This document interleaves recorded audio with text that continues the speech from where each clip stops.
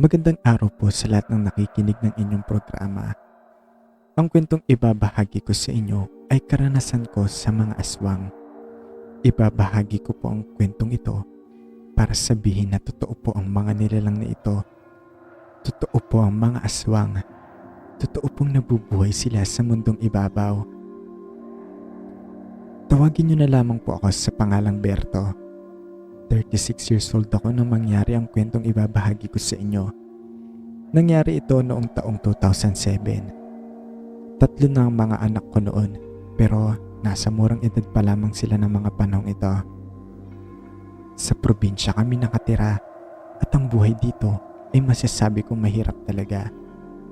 Mahirap kung hindi ka madiskarte at mas lalong mahirap kung hindi ka kakayod ay talagang magugutom ka.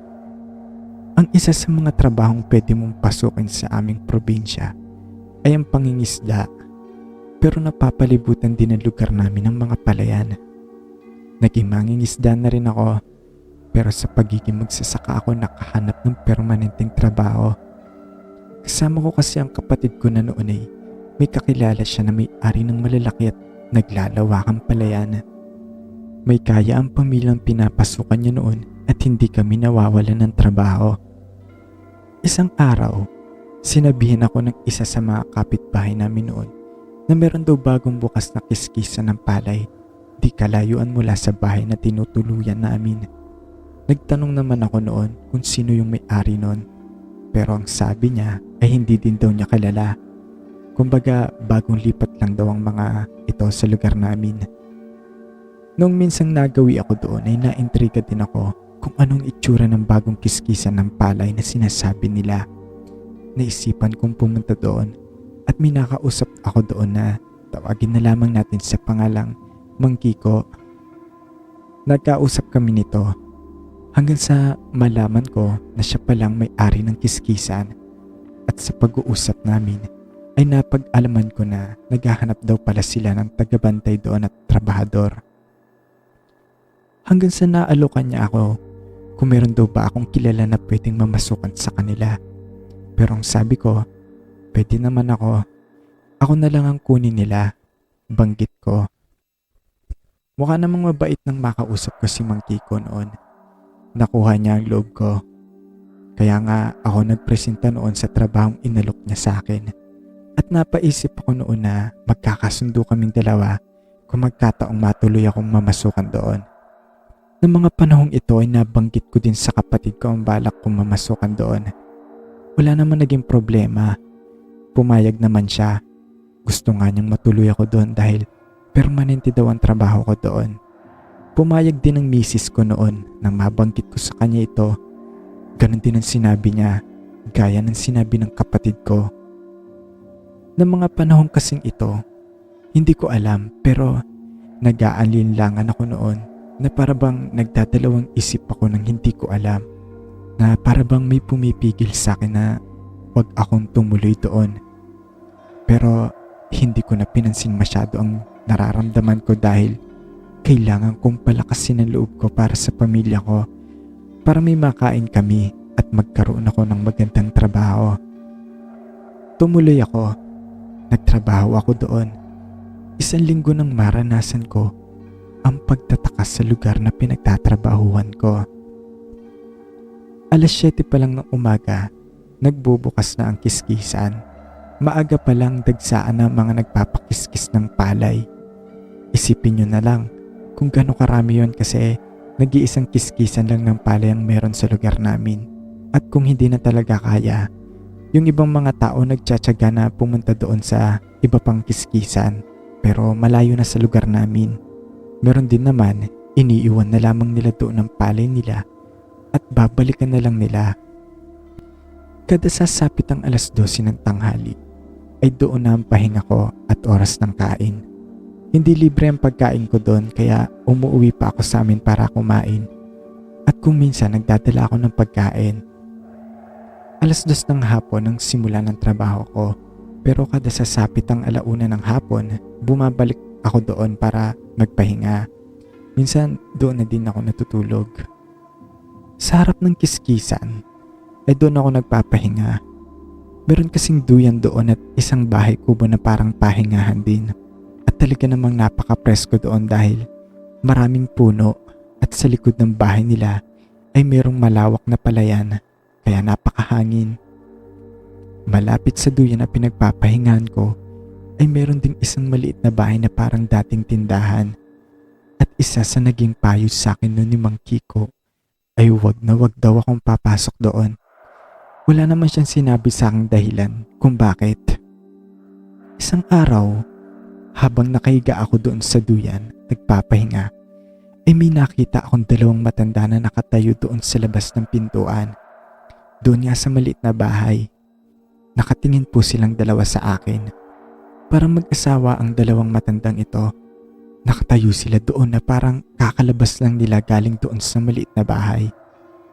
Nang makita ko sila, nagulat ako at hindi ako nagsalita. Nakipagtitigan lang ako sa kanilang dalawa. Hindi din naman din sila nagsalita para kausapin ako. Nakatayo lang sila doon hanggang sa umalis sila at pumunta doon sa bahay sa gilid ng kiskisan. Hindi ko na din sila sinuway noon dahil akala ko naligaw lang sila sa lugar na yon, pero nakapasok sila sa loob ng bahay ni Mang Kiko. At nang minsang nakausap ko si Mang Kiko, magulang daw pala niya yung dalawang matanda na yon. Maraming beses kong nakikitang naglalabas-pasok doon ng dalawang matanda na yon na magulang nga ni Mang Kiko doon po sa maliit na bahay. Pero nagpupunta lang sila doon kapag ako lang mag-isa sa labas at walang nagpapakiskis ng palay. Lagi ako nagtataka at napapaisip kung bakit hindi nila ako kinakausap at hindi rin sila nagsasalita. Kayong sa itsura naman nila, medyo may kalakasan pa naman ng mga ito. Hinding-hindi ko makakalimutan ang pangyayaring ito at hanggang ngayon ay alam ko pa rin ang araw at petsa nang mangyari itong susunod ay kukwento ko sa inyo. Habang nagpapahinga ulit ako doon sa duyan, ay tumayo ako dahil naiihi ako. Ng mga panahong ito ay naisipan kong doon ako umihi sa gilid malapit doon sa maliit na bahay na laging pinapasukan ng dalawang matanda. Sa gilid kasi ng maliit na bahay na yon ay merong abandonadong patubig na tuyot na at wala ng tubig at ginawa na lang itong tapunan ng basura. Nang makapunta ako doon at ibababa ko pa lang ang zipper ko, ay nakakaamoy na ako ng masangsang na amoy na malansa. Hindi malansa na isda, kundi malansa na galing sa karne. Lumingon-lingon ako baka nanggagaling lang yun sa basura mula doon sa baba ng tuyot na patubig. Pero hindi talaga doon eh. Hanggang sa napalingon ako doon sa maliit na bahay at nakita kong nakabukas ang pintuan nito. Kahit na malayo-layo ako, ay kitang-kita ko ang loob ng bahay nito kung saan meron akong nakitang nakahigang frigider na kulay puti. Sa gilid nito ay may dugong tumutulo. Nagulat ako at natakot at hindi ko alam ang gagawin ko. Pero hindi ko napigilan ang sarili ko na pumasok doon para tignan kung ano ang nasa loob ng nakahigang frigider na yon at bakit may dugo ito. Nang makapasok ako, binuksan ko agad yon at tumambad sa akin ang tone-toneladang lamang loob na mukhang sariwa pa base sa kulay at itsura at amoy nito. Sobrang lansa ng amoy nun dahil sa dami at hindi nakabukas ang frigider dahil walang lamig na lumalabas dito. Hindi ko alam kung anong mararamdaman ko ng mga oras na yon dahil bakit sila may ganoon at bakit nila tinatago ang mga lamang loob na yon. Ng mga oras na ito ay sinisiyasat ko rin ng maigi ang mga lamang loob doon kung galing ba talaga yun sa mga hayop o baka alam nyo na yun, baka lamang loob yun ng mga tao. Kasi ang pumasok sa isip ko noon ay baka may lahing aswang ang pagkatao ni Mang Kiko. Sa totoo lang, sanay na akong makakita ng lamang loob ng baboy, ng manok o kahit anumang uri ng hayop na niluluto at kinakain natin. At sa palagay ko, ang mga lamang loob na yon ay hindi galing sa mga hayop. Habang sinisiyasat ko ang mga lamang loob na yon, ay tsaka ko naman narinig ang sigaw ni Mang Kiko sa labas at nagsisisigaw ito. Walang hiya ka. Ang sabi ko sa'yo, bawal kang pumasok dyan. Sigaw nito na galit habang nakaduro ito sa akin. Nang mapatingin ako sa kanya ay tsaka ko napansin na itim ang mga mata nito at tila ba naging matingkad ang kulay ng balat niya na para bang magpapalit na ito ng anyo. Wala na akong magawa ng mga oras na yon at napasigaw na lang ako sa takot. Isa lang ang pumasok sa isip ko, ang tumakbo palabas doon at humingi ng tulong. Nakatakas ako ng mga oras na yon. Nakauwi ako ng bahay. Yun na yata ang pinakamabilis na takbo na naranasan ko sa buong buhay ko at hindi ko akalaing makakatakbo ako ng ganoong kabilis. Nang mangyari ito, hindi na ako bumalik doon sa kiskisan at nagtago ako. Siguro 1 linggo noon akong hindi lumabas sa bahay dahil sa takot. Hindi ko rin ito ipinagsabi sa mga tao sa amin. Sinabi ko lang ito sa pamilya ko. Ang pumasok kasi sa isip ko ng panahong yun ay baka balikan ako nila Mang Kiko at baka madamay pa ang pamilya ko. Pero ang kinakatakutan kong ito ay nangyari ng minsang gabi.